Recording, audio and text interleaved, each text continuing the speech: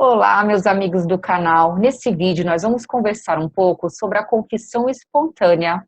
Então, todas as vezes em que o réu, ele confessa a autoria de um crime, seja perante o delegado de polícia, seja perante o juiz, então ele pode receber um benefício de uma atenuante, que é uma circunstância judicial que incide na segunda fase da dosimetria da pena. A atenuante genérica da confissão espontânea, ela encontra justificativa no interesse de política processual de facilitar a apuração daquele crime por meio da confissão, já que ela é um importante elemento de prova que, se realizada de acordo com o devido processo legal, contribui muito com o magistrado para a apuração da verdade real. Mas será que é qualquer tipo de confissão que vai ensejar atenuante lá do artigo 65 do Código Penal? É isso que nós vamos analisar neste encontro. Primeiro, vou mostrar rapidamente para vocês as fases da dosimetria da pena, já que é importante entender que a confissão está na segunda fase da dosimetria. E, na sequência, vamos analisar os tipos de confissão e analisar se todas elas, de acordo com os tribunais superiores, dão ou não direito a esse benefício da atenuante da pena.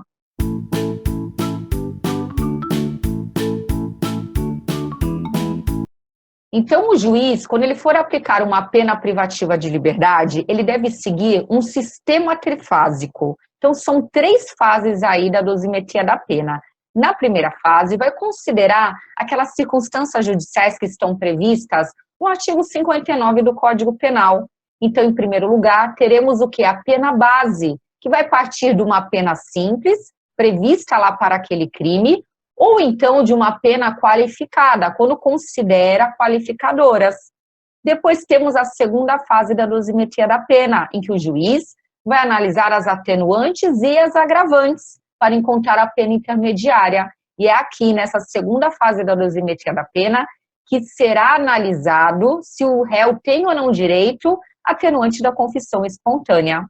Terceira fase da dosimetria são as causas de diminuição e de aumento de pena, onde o juiz vai encontrar a pena definitiva. E onde que está esse sistema trifásico no nosso Código Penal? Está no artigo 68. A pena base será fixada, atendendo-se ao critério do artigo 59 deste Código. Em seguida, serão consideradas as circunstâncias atenuantes e agravantes. Por último, as causas de diminuição e de aumento. E aí, então, esse critério trifásico vai encontrar a pena definitiva. Posteriormente, numa quarta fase, então, o juiz vai fixar o regime inicial de cumprimento de pena e, numa quinta fase, vai analisar se substitui ou não a pena, de acordo com os artigos 43 a 48 do Código Penal, ou se é caso de suspensão dessa pena, artigo 77 e seguintes. Então, a nossa confissão, ela está aqui na segunda fase da dosimetria da pena. Tome bastante cuidado. Olha que importante essa súmula 231 do STJ. A incidência da circunstância atenuante não pode conduzir à redução da pena abaixo do mínimo legal. Isso aqui despenca em concursos públicos. As causas de diminuição de pena, elas permitem que a pena vá abaixo do mínimo legal, mas as atenuantes não permitem. Então, a confissão espontânea não permite. E aí, então, olhem aqui onde está a confissão espontânea. Está no artigo 65 do Código Penal. São circunstâncias que sempre atenuam a pena. Ter o agente confessado espontaneamente perante a autoridade a autoria do crime. Então, em primeiro lugar, essa confissão, ela tem que ser espontânea. Ou seja, tem que ser livre, sem coação. Em segundo lugar, ela tem que ser realizada perante a autoridade, ou autoridade policial, que é o delegado de polícia, ou autoridade judiciária, que é o magistrado. Só que aí prestem bastante atenção. Se o réu ele resolve confessar perante o delegado de polícia, mas depois, em juízo, ele se retrata, volta atrás e tira a sua confissão, será que essa confissão vai ou não valer como atenuante? A regra é que, se ele se retrata, não vai incidir atenuante, salvo se o juiz se utilizar dessa confissão espontânea como elemento de convicção para dar uma sentença penal condenatória. Então, se a confissão é usada como um dos argumentos para condenar, então o juiz tem que sim aplicar a atenuante da confissão espontânea. Então, olhem aqui, isso é o que diz o STJ, retratação. A confissão policial retratada em juízo não permite a incidência da atenuante, salvo se utilizada como fundamento para embasar a conclusão condenatória. Se a confissão do agente é utilizada pelo magistrado como fundamento para embasar a condenação, a atenuante prevista no artigo 65 deve ser aplicada em favor do réu, não importando que em juízo este tenha se retratado, voltado atrás e negado o crime. E existe até uma súmula sobre esse assunto, que é a súmula 545 do STJ. Quando a confissão for utilizada para a formação do convencimento do julgador, o réu fará jus à atenuante prevista no artigo 65, 3D do Código Penal. Então, é assim que tem se posicionado o STJ. E aí, vamos analisar uma modalidade de confissão, a confissão qualificada. Você sabe o que é a confissão qualificada? Coloquei aqui para vocês o conceito. É quando o réu ele admite a autoria do crime, ele admite que praticou aquele fato típico, mas, na sequência, ele alega uma tese defensiva que só matou porque, por exemplo, estava presente uma excludente da ilicitude ou uma excludente da culpabilidade. Por exemplo, ele admite que matou, mas que fez isso em legítima defesa, ou que matou, mas estava em estado de necessidade. E aí, será que o STJ, então, admite que incida a atenuante da confissão espontânea nessa situação de confissão qualificada? E aí, coloquei aqui para vocês na tela um julgado. O STJ admite sim, desde que o juiz se utilize dessa confissão como elemento de convicção.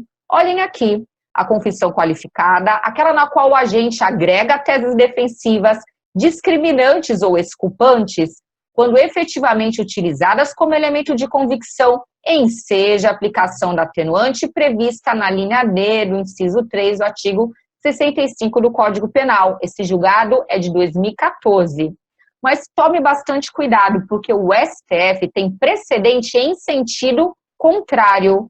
O STF possui precedentes em sentido contrário à confissão qualificada, na qual o agente agrega à confissão teses defensivas discriminantes ou exculpantes, não tem o condão de ensejar o reconhecimento da atenuante prevista no artigo 65. Esse precedente é de 2013.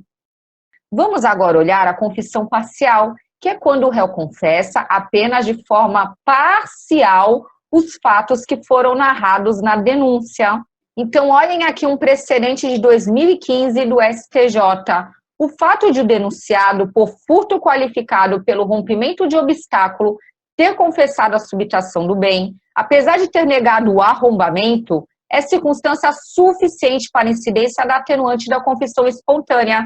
Isso porque, consoante entendimento sufragado no âmbito do STJ, mesmo que o agente tenha confessado parcialmente os fatos narrados na exordial acusatória, deve ser beneficiado com a atenuante genérica da confissão espontânea. Então, aqui nesse caso concreto, o réu, ele admitiu a autoria do crime, ele admitiu que subtraiu, que praticou o crime de furto, só que ele negou a qualificadora do arrombamento. E ainda assim, o STJ admitiu que ele recebesse o benefício da confissão espontânea. Mas tome bastante cuidado para não confundir a confissão parcial com a confissão de fato diverso daquele que está constando na denúncia. Então, existem algumas situações em que o réu confessa a autoria do crime, ele confessa que praticou um crime, só que ele não confessa que o crime foi aquele que o promotor narrou e imputou na denúncia. Ou seja, o réu, de forma muito esperta, busca como tese defensiva a desclassificação da infração penal para receber uma pena mais baixa. Então, ele admite que cometeu um crime, mas não aquele crime mais grave, mas sim um crime mais brando. Olhem aqui, porque o STJ não tem admitido a aplicação da atenuante nessa situação. Não se deve confundir a confissão parcial, onde o réu admite a autoria do fato criminoso que lhe é imputado, mas sonega algumas informações, com a confissão de fato diverso do constante na denúncia. Então, olhem esse caso concreto. O réu, ele foi denunciado por roubo. E aí, o que acontece? Ele confessou a subtração do bem, só que ele negou que tenha subtraído esse bem com violência ou grave ameaça. Ou seja, buscando a desclassificação para o crime de furto, que é menos grave que o crime de roubo, ele negou o roubo, mas confessou o furto. Nessa situação, então, ele está confessando o crime que é diferente daquele que foi imputado pelo promotor de justiça. Nessa situação, então, o STJ diz que não é a mesma coisa que confissão parcial e não está admitindo a aplicação da atenuante da confissão espontânea. Ocorre que, no caso, o réu não admitiu a prática do roubo denunciado, pois negou o emprego de violência ou de grave ameaça para subtrair o bem da vítima, numa clara tentativa de desclassificar a sua conduta para o crime de furto. Nesse contexto em que se nega a prática do tipo penal apontado na peça acusatória, não é possível o reconhecimento da circunstância atenuante, julgado de 2015.